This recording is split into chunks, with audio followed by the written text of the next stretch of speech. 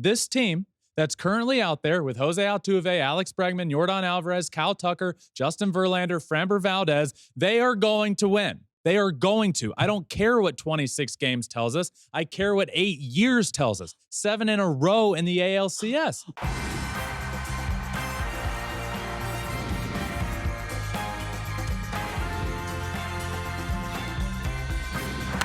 Fly ball onto the track, at the wall, it's gone! Home run! Turns on a ball, deep right field, and gone! What a game, what a moment.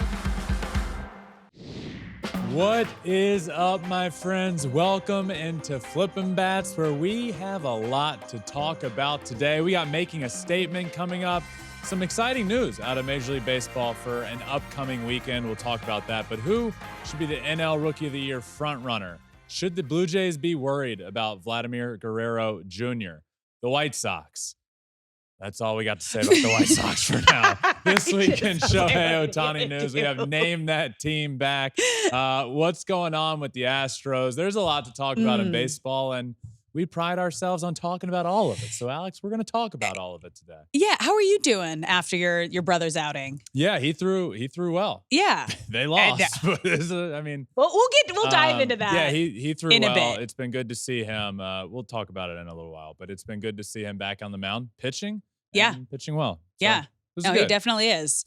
You know what else is back? Your brother was back. Yeah. But Players Weekend is back, you guys, in Major League Baseball. And we haven't had this since 2019. And this was one of the pre-COVID most fun weekends, I think, for players and fans and everybody involved. So it's back August 16th through 18th, leading up to the Little League Classic. I love it. I am really glad it's back. It's always been fun seeing, we would see players with different bats. Remember when they did the Little League Classic and guys would go up with the pencil bats? Oh my gosh. So they're going to be allowed to use whatever bats they want. The Little League Classic is going to be a part of it again. One of the games it's featured, I believe it's the Fox game, is a Dodgers game.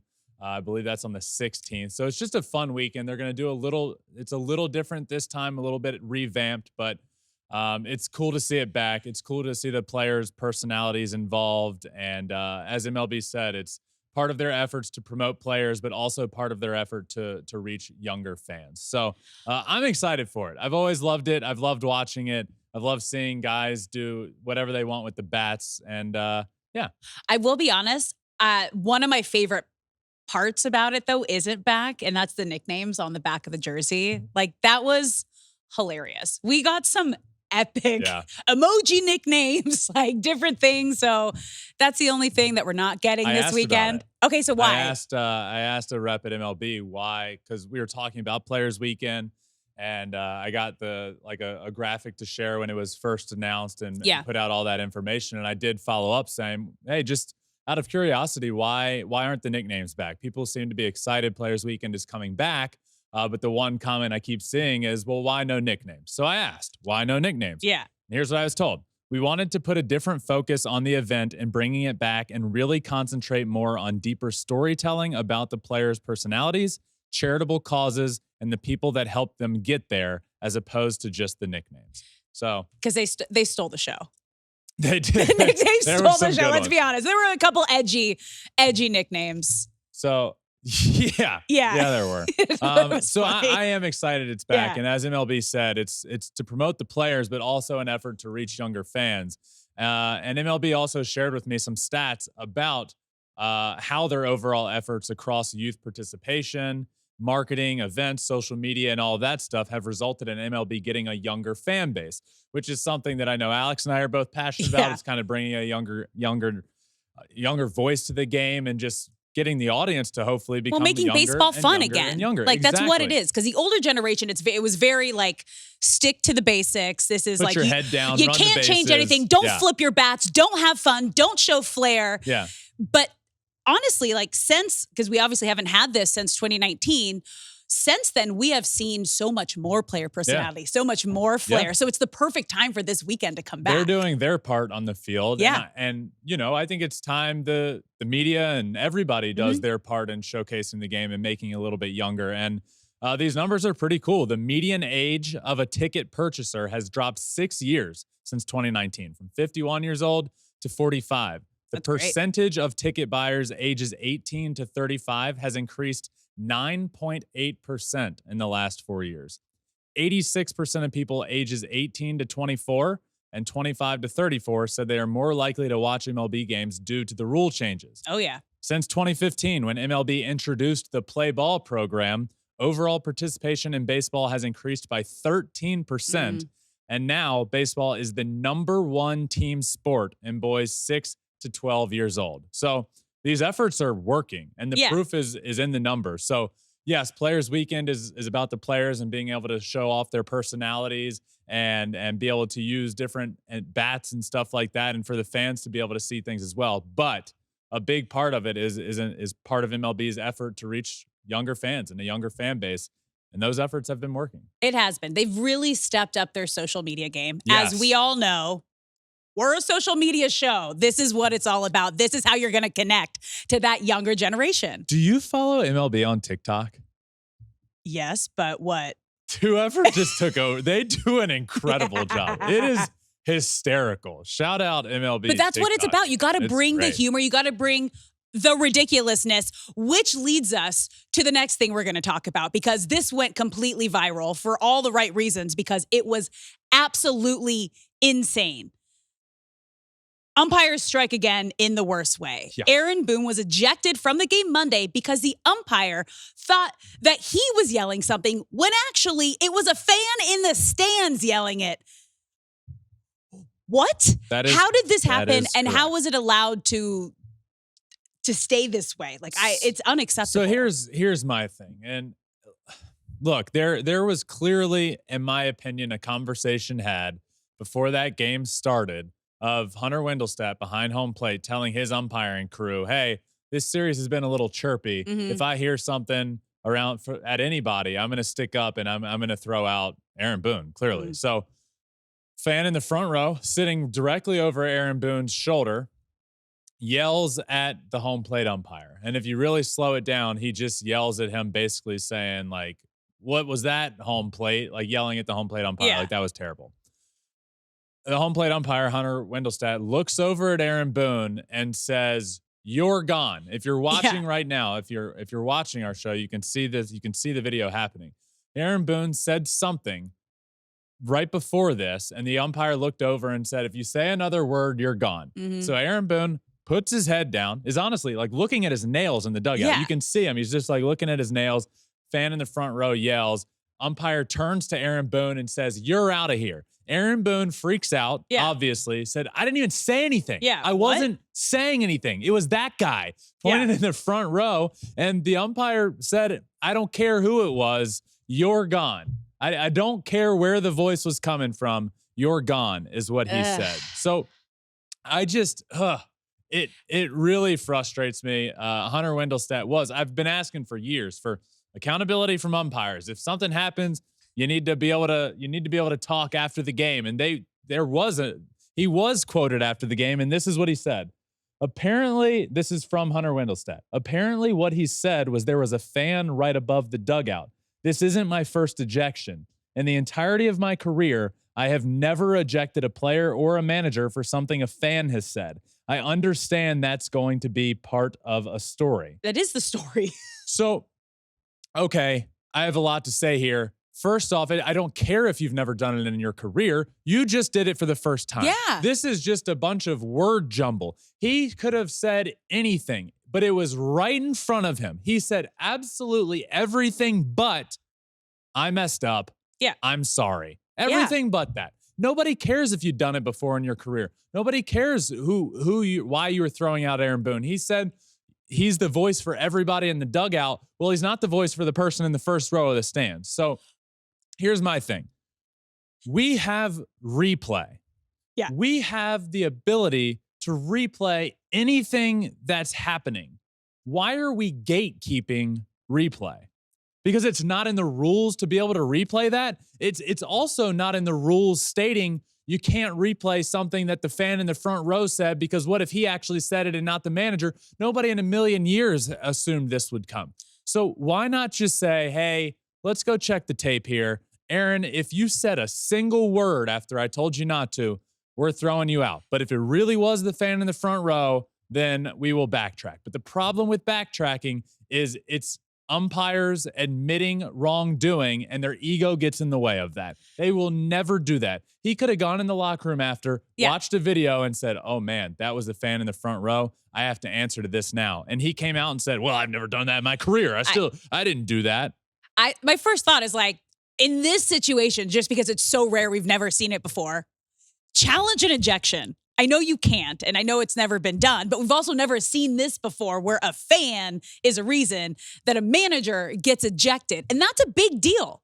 That's a big deal not to have your manager there in the dugout for the entirety of the game. This was at the beginning of the game. It was 5 pitches in. Yeah, it was insane. It was like the very beginning of the day. I just don't understand how you don't get on the phone with New York and you're like, can we get this straightened out? Like, this needs to be challenged. Like, this needs to be like somehow taken care of because this is ridiculous. The best quote was, he said, I don't care who said it. Of course he doesn't. Unbelievable. So Hunter Wendelstedt throws out Aaron Boone. You know, Saturday with Smoltz coming up. I already talked to Smoltz for this Saturday episode, and I don't even know properly how to explain this without spoiling it. But John Smoltz, I asked him the worst ejection that ever happened in his career. Yeah. And let's just say there might be some familiarity with the umpire that was involved with his most ridiculous and worst ejection that ever happened in his career. God, and the second we both realized that, the look on our faces was like, oh my God. Yeah. So Saturday with Smoltz coming up soon. You will not want to miss that. But let's just get it right. Like, come on. Yeah. That can't happen. Can't happen. You know who else needs to get things right, Ben? I do. It is time to start panicking about the Astros. I know you don't want to admit it, but they started the season 7-19. Mm-hmm. Ben, this is bad. The last team to have this kind of start and make the playoffs. 1914 Boston Braves. Yeah, this is bad. This is bad. Yeah. 7-19 after they lose on Thursday. The worst start they've had in a long, long time. As you said, 7-19. Last team to start 7-19 or worse and make the playoffs, the 1914 Boston Braves. That is a long time ago. That is 110 years ago. So I've sat here for weeks in a row now, beating the same drum. It's early. The Astros will make the playoffs. They will be fine. And I'm not veering from that. I am not going to sit here and say that this is a pretty start to the year, that they've made it harder for themselves. All of that is true. It is an abysmal start, and they have dug themselves quite a hole. And I'm watching games. The last time the Astros won a game was Justin's last start. Oof. Justin pitched on Thursday. Pitched well, came out of the game with the lead. Astros end up losing that game. Yeah. But the last time the Astros won, they haven't pitched since his prior start on Friday. Listen to these names of starting pitchers from this last start on Thursday, dating back to Justin's last start. Spencer Arrighetti. He has a 10.97 ERA. Spencer Arrighetti threw the game prior to Thursday. J.P. France, 7.46 ERA. Hunter Brown has a 9.68 ERA, and Ronel Blanco. So Ronel Blanco has been the best of the bunch, by the way. And Hunter Brown is supposed to be a guy in this rotation and needs to be better. But you can't win in Major League Baseball trotting out every fifth day Spencer Arrighetti, J.P. France, Hunter Brown, and Ronel Blanco. You just can't. This rotation isn't able to hold up like that. The Astros get back Framber Valdez over the weekend. Unfortunately for him, he has to pitch in that Mexico series where balls are going to be flying 600 feet. But they do get him back. So then you have Justin and Framber back at the top of the rotation. But right now, you have a rotation without Framber Valdez, and for a lot of the season, without Justin, without Framber, without Christian Javier, without Lance McCullers, without Jose Urquidy. So what's supposed to happen? I mean, the offense is not everybody's firing on all cylinders, but Jose Altuve is killing it at the top of the lineup. Kyle Tucker and Jordan have been good. Bregman's had a struggling start to the year, but the offense has been good. It's this rotation. You can't You can't win with this rotation. And you can get Ronel Blanco's been great, but you're then counting on 3 of the guys. I'm going to exclude Hunter Brown because he's not pitched well, but he should be a guy. And as we're talking right now, JP France gets optioned to AAA. So it's like you're just searching for question marks in this rotation. What are you supposed to do? You're trotting out Spencer Arrighetti every 5th day, who, no offense to him, he's just started in the big leagues, but you got a 10.97 ERA. It's like, what are you supposed to do? So they got to get their rotation back. You get Justin back. He's been both of his starts, he's been good, giving the team a chance to win. Yeah. Did win the first one. They blew the lead in the second one on Thursday.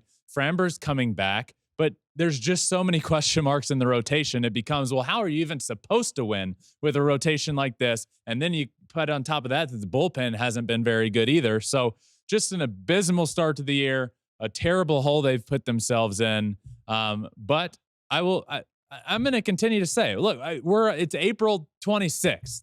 It's April 26th. There's 130 games left. I'll say it here. I've been saying it for years. I'll say it when the Astros are 7-19. The Astros are inevitable.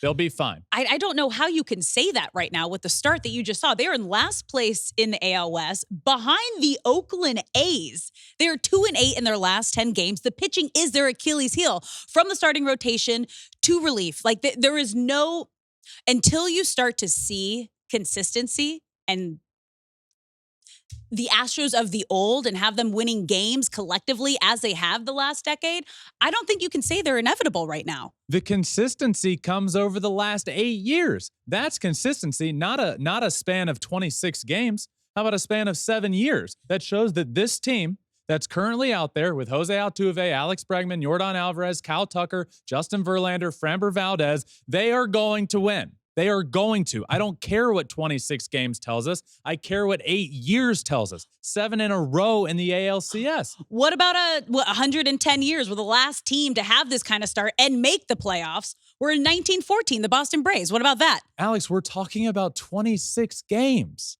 26. There's 162. The only other time that a team has had this kind of start and made the postseason was in 1914. That's a big deal. Can you tell me the only other time a team in Major League Baseball history has made 7 straight ALCS appearances? Never. They're the only team. They didn't have this kind of start, though. But my point is I'm not going to worry about 26 games. They look awful. They're not fun to watch. No. They're brutal to watch. Okay. But I will take the span of 7 years, and you want to say that it's not possible because the only other team to do this was in 1914. Well, the only team that's gone to as many consecutive ALCS appearances as the Astros have is nobody else. They're the only team to do that, and it's largely this team that is currently out there. There is no reason to look at that offense and say, yeah, they're not going to be good this year, or to look at that roster and say they're not going to be good this year. 26 games in, it's a brutal record. Okay, we'll check in a couple 162 games in, they will be in the playoffs. Okay. We'll see. Yeah. Let's move on to making a statement. If you're new to this segment, I'm going to give Ben a strong statement. He's going to agree or disagree with it. So let's get started with our first statement. Jared Jones is the NL Rookie of the Year frontrunner. Jared Jones has been great for the Pittsburgh Pirates. Best pitcher in that rotation. Mm-hmm. Honestly, I just get excited. Jared Jones and Paul Skeens could be could be one of the best 1-2 punches in baseball. Unfortunately, one of them's not in the major leagues, but Jared Jones. Dude, Jared Jones is like breaking knees and ankles. 2.79 ERA, 39 punch outs already. 0.83 whip. He is throwing back foot sliders to lefties that are literally like hitting them in the back foot, and they're swinging and falling down. Yeah. He's third in Major League Baseball in strikeouts and has a start less than the guys above him. There's the breaking knees and ankles if you're watching. He's been a lot of fun to watch. A name that I don't think many people came into this year saying was going to win the NL Rookie of the Year. But for this making a statement, oh, man, he's made it close. Mm-hmm. I'm going to say right now that he's not the front runner. Oh, who's your front runner? I'm going to still take Jackson Merrill. Okay. My guy. All right. I mean, He's hitting 318 on the year. Yeah. 787 OPS, got 4 stolen bases already, had that 1 homer early on in the year, 12 RBIs. You got a rookie hitting 318? That's great. When he and his 378 on base percentage in his first. We're both high on Jackson. His first on Jackson. About 30 games in the big leagues? Yeah. I mean, those numbers scream rookie of the year number. Both of them do. Yeah. Jerry Jones has been great. Jackson Merrill's been great for that lineup. So I don't know. I'm just going to stick with Jackson Merrill because that was what, I've been saying it all. Yeah, that was from the beginning of the year. And right now, maybe it's a toss-up. Yeah. But I'm going to say Jackson Merrill has done absolutely nothing other than make me feel even more confident about what I said at the beginning of the year about him. But shout out Jaron Jones. He's been unbelievable. 2.79 ERA, third in baseball in strikeouts, and with a start less than those other guys. So fantastic. I mean, he made history already, becoming the 4th pitcher since 1893 to record 7+ strikeouts in each of his first 5 career games. Like, that's pretty good. It's pretty good. Pretty good. But let's move on to our next statement. A little different of a tone. It's time to worry about Vladdy Jr. It ain't time to worry about Vladdy Jr. I've been worried about Vladdy Jr. since 2022, the year following his second place MVP performance, because he's been good, not elite. Yeah. And he won his ARB case, meaning he's getting paid $19.9 million this year. He's getting closer and closer to free agency, and the Blue Jays are going to have a decision on their hands, because what I see out of Vladdy Jr. right now, and let's talk right now. Of course, I'm really worried about him right now. He's hitting 219 with a 674 OPS on the year. He's got 3 homers and 9 RBIs on this season. But for me, the physical isn't there right now. His numbers he's putting up aren't great, but I see a lack of the mental side of things just out in the field. I think maybe his offense is carrying over to the field, but there was a routine ground ball in the infield the other day that was thrown right to his chest, and he just whiffed on it at first base. Clanked off his glove, just completely, here it is here. Left-handed batter, hits the ball to the third baseman. Great throw, tough play for the third baseman. Great throw to first base. Weird. And he just missed it. It was right at him. He just missed it, hit off his glove, and went up the first baseline. 2 runs scored, and that cost them the game. They were winning 2-1. They lost that game. They lost that game because of that. So these numbers make me worry. But on a larger scale, like I said, I've been worried about Vladdy Jr. since 2022. And I know 2022, 2023, he was an all-star, but I expect more out of him. And this year's been awful. He's been averaging, his average numbers, 270 with 30 doubles and 24 homers. So my point being, those are good numbers. They're not elite numbers. They're not numbers where you shouldn't build your franchise around a guy like that. And Vladdy Jr. is a guy that you're hoping you can build a franchise around. He had all the hype in the world. He came up and he had that 1 year in 2021 where if it wasn't for Shohei Ohtani, he's winning the MVP award, and he was close to a triple crown. But outside of that year, 2019, 2022, 2023, he's averaging 270 with 24 homers, 30 doubles, and 87 RBIs. That's a good Major League Baseball player. It is not great, and it's not a guy you pay $300 million, because I'll tell you who his comps are.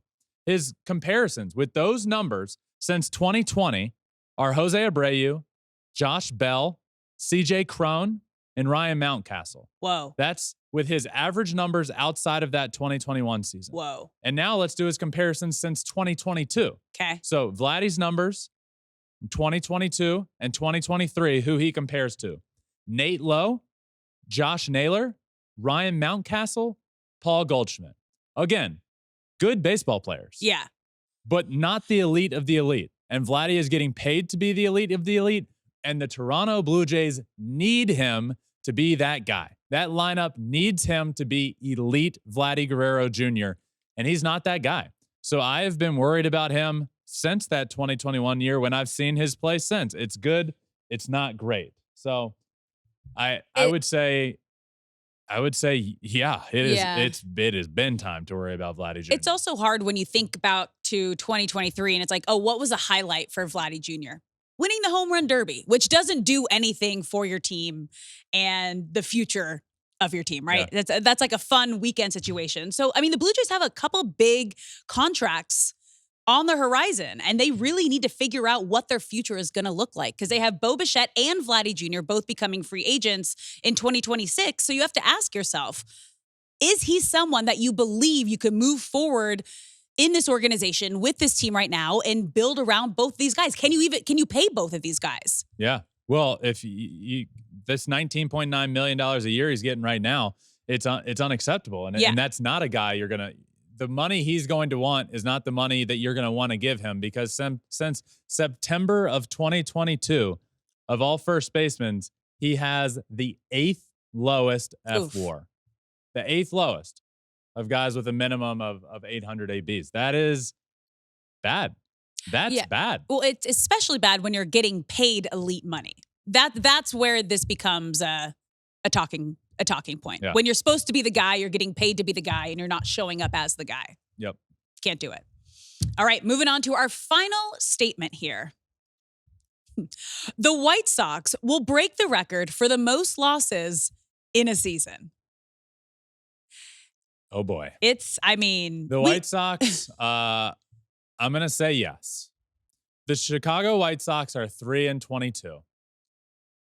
I'm gonna get heated through this. I just know I am. The Chicago White Sox are 3-22 after losing on Thursday. That is on pace. I did the math.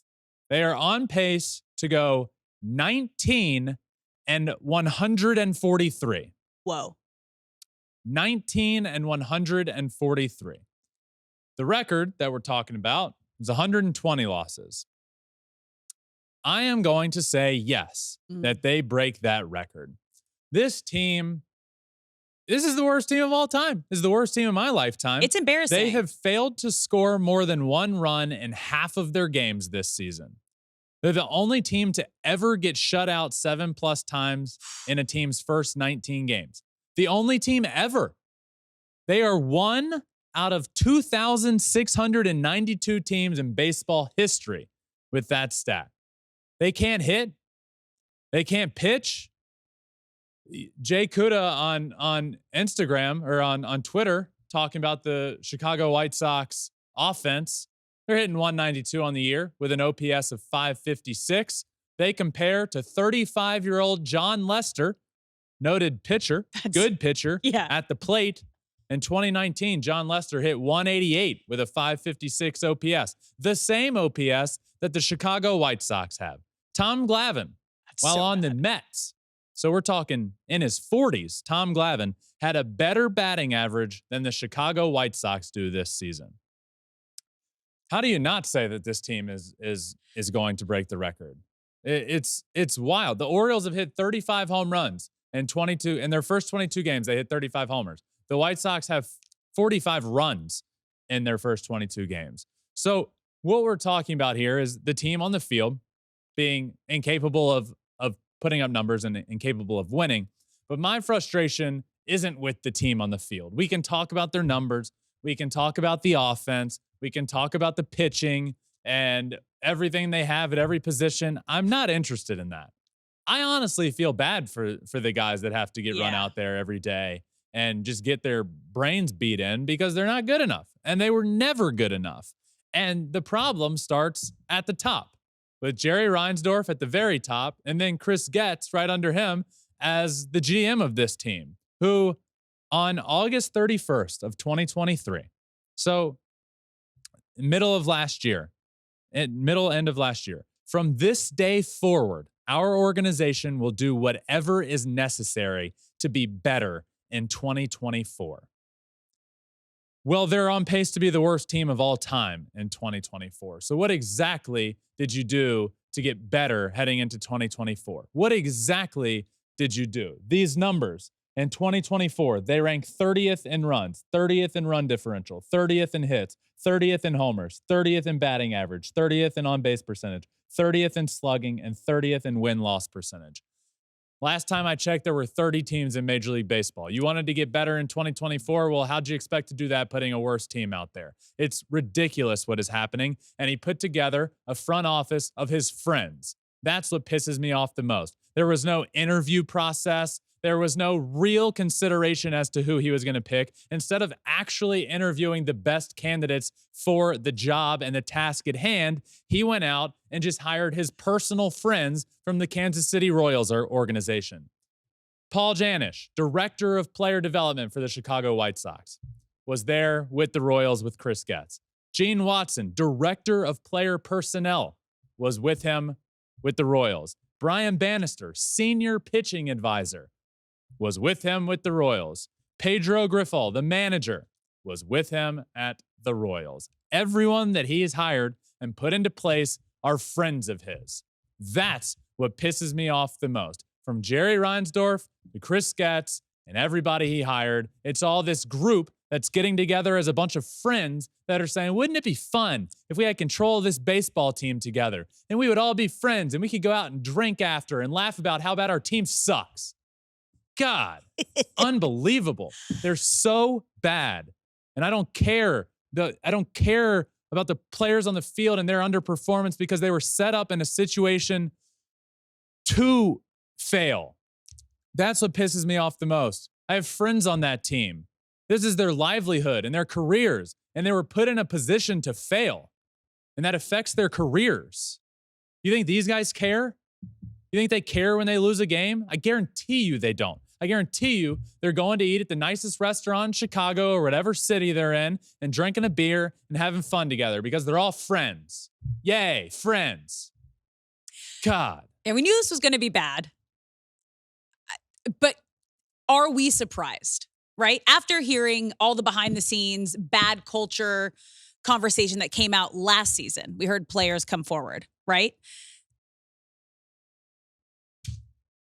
You kind of expected this. I don't know if I expected it to be this bad because this is just flat out embarrassing, but it's hard to be surprised with how the season is going for the White Sox. Just once you hear the players talk about how bad the culture is, people don't show up for things, people don't enforce training, people don't show up on time for things, like that right there, you just know. Obviously from the top, as you're talking about, all the way to the bottom. But when the bottom is that bad too, and when we say bottom, we mean that like it's just the players, the teams, they're not the one controlling everything. There's no way that it's going to improve in any way, shape, or form if there isn't some culture, belief, consistency, having fun while you're playing. I mean, we have a couple of these right now, right?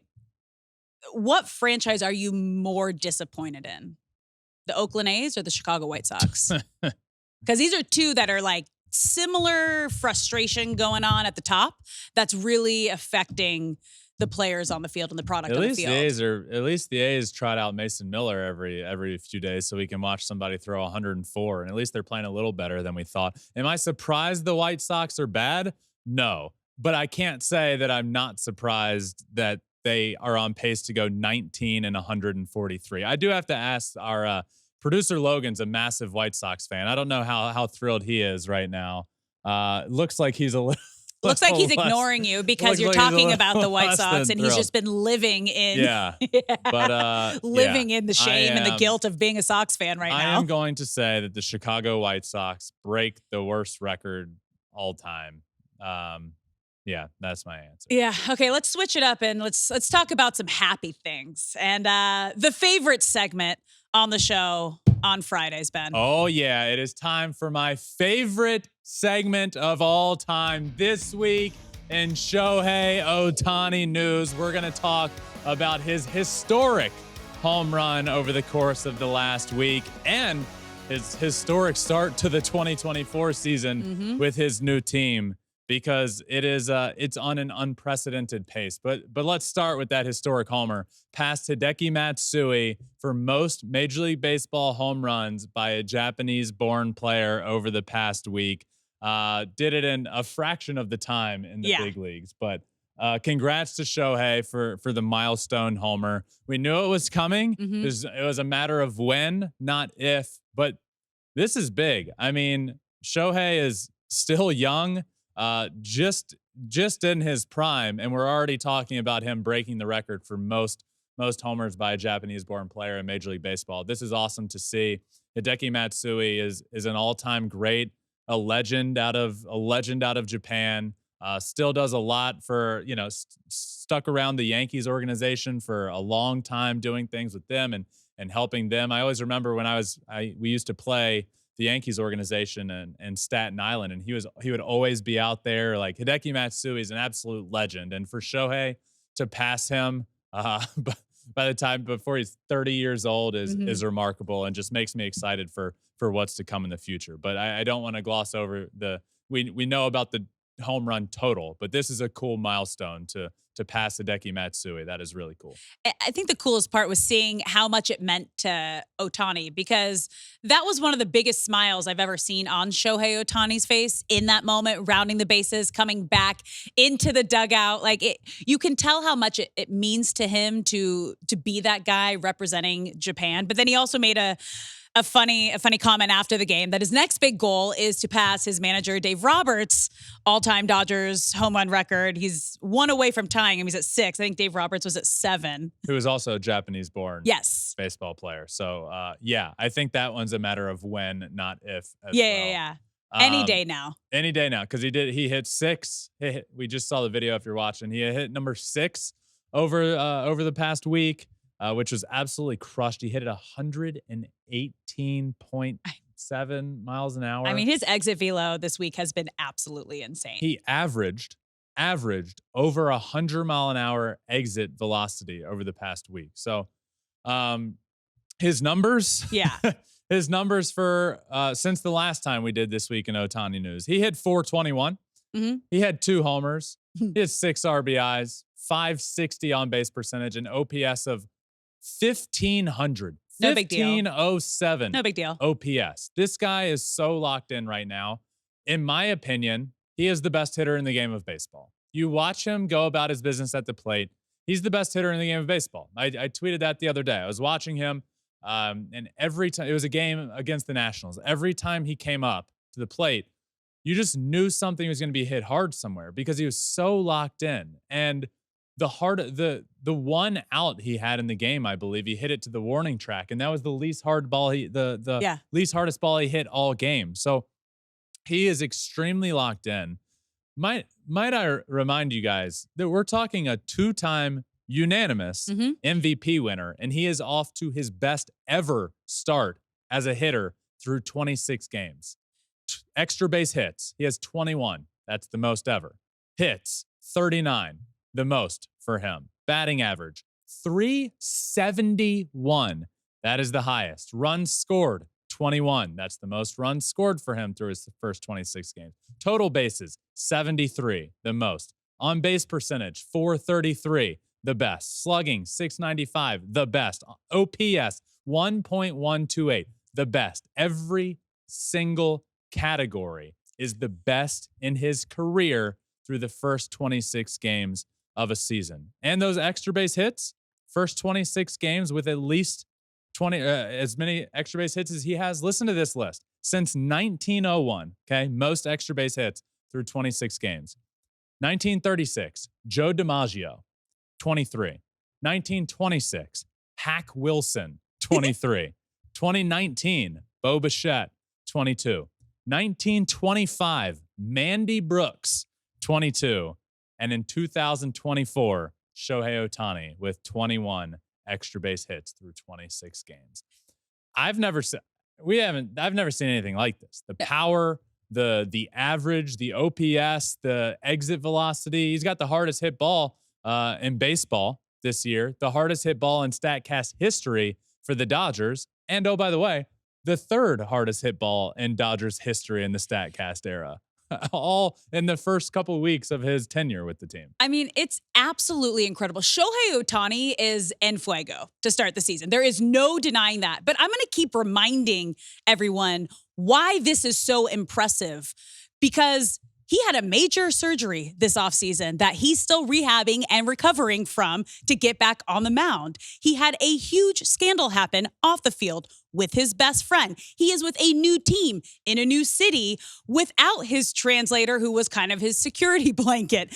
And with all of this going on, he is having the best start to a season in his career.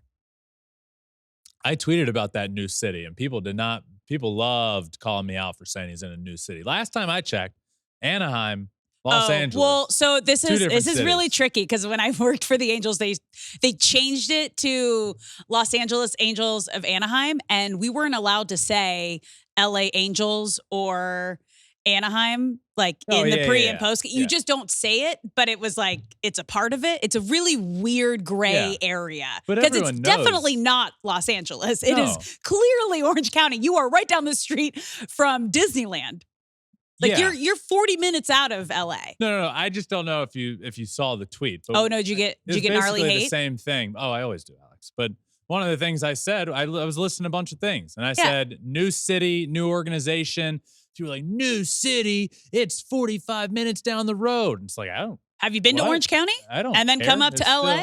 It's different. People totally missed the point. You know, it's like. It's just new. It's a completely new environment. It's a big deal. Thank you. It's a really big deal. New people, new coaches, new teammates. Who knows the living situation? But like, it's all new. While recovering from a major surgery, while being in one of the biggest scandals we've seen in baseball in a really long time. Like, it's insane that he's able to have these numbers and put up the best start of his MLB career with all of that going on. It's been remarkable to watch. And the guy is hitting every single thing hard. And it's been a blast to watch. So congratulations to Shohei Ohtani for passing Hideki Matsui for most home runs in Major League Baseball for a Japanese-born player. And congratulations to Shohei Ohtani for a week where he hit 421 with a 1,500 OPS, and he averaged over 100-mile-an-hour exit velo. So that does it for this week in Shohei Ohtani news. Woo! Well, we're going to wrap things up, bringing an old game back. Oh, yeah. We're going to have some fun. Everyone loves this game when we post it on social. So we're back, baby, with Name That Team, Infield Edition. So basically, I'm going to share where each player got drafted out of, whether it's the high school state or the college or what country they signed out of. Okay. And that's all Ben gets. He has a minute to guess what team all these guys came out of. It's been a little while since we played this one, but all the pressure has come rushing back right to my heart. So, we'll see. Let's get a minute on the clock. And we got 3 of them? Yeah. All right. Minute is on the clock. Team 1. Behind the plate, Oregon State. First base, drafted out of high school in Florida. Second base, high school in Oklahoma. Shortstop, high school in Alabama. Third base, Mississippi State. Name that team. Okay. I think this is the Orioles. Final answer? Yeah. Yeah. All right. Oregon State. There was so many young guys on that team. It's tough to. You got Adley. Adley with Oregon State was the giveaway, and then Gunnar Henderson. We knew he was a high school. We had him, high school guy out of Alabama. So softballs. Right. 1 for 1. Give me softballs. Ready for team number 2? Yes. All right, let's get 1 minute on the clock. Team number 2.